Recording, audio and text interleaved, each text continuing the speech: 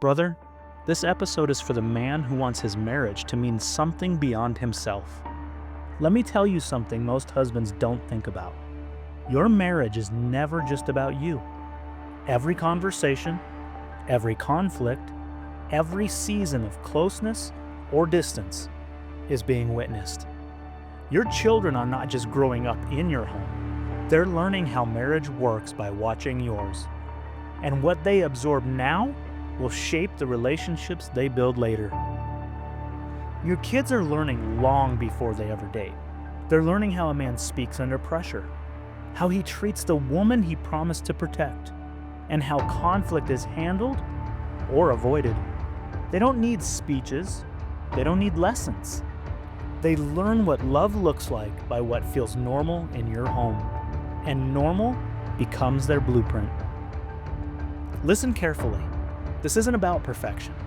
It's about responsibility. Because whether you realize it or not, someone else is being shaped by how you show up right now. Scripture has always treated family as generational. Psalm 127 says, "Children are a heritage from the Lord." Not an accessory, not an afterthought, a heritage. Which means what you build in your marriage doesn't stop with you. It becomes something your children inherit. Unexamined patterns always repeat themselves until one man decides it ends here. Your children are learning how men handle frustration, how women respond to neglect, how affection is expressed or withheld, and how commitment is lived out when it's inconvenient. They're learning whether marriage feels safe or tense, connected or distant. You don't raise children who do what you say. You raise children who live what you model.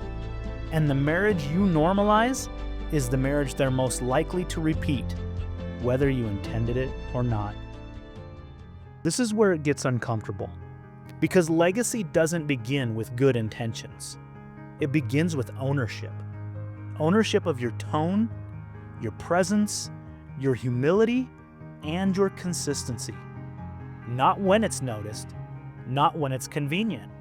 Legacy is built in ordinary moments no one applauds and no one sees. Legacy isn't about money or success or reputation. Legacy is emotional permission. Permission your children receive to love deeply, to communicate honestly, and to stay committed when marriage gets hard.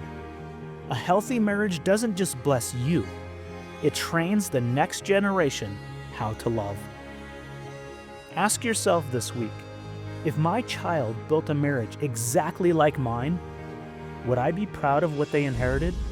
If the answer isn't a clear yes, don't explain it away. Sit with it, and then choose one deliberate adjustment that moves your home towards safety, respect, and connection. Because legacy isn't shaped by what you intend to do someday. It's forged by what you choose to do next. Next week, we confront the cost of building a legacy that lasts.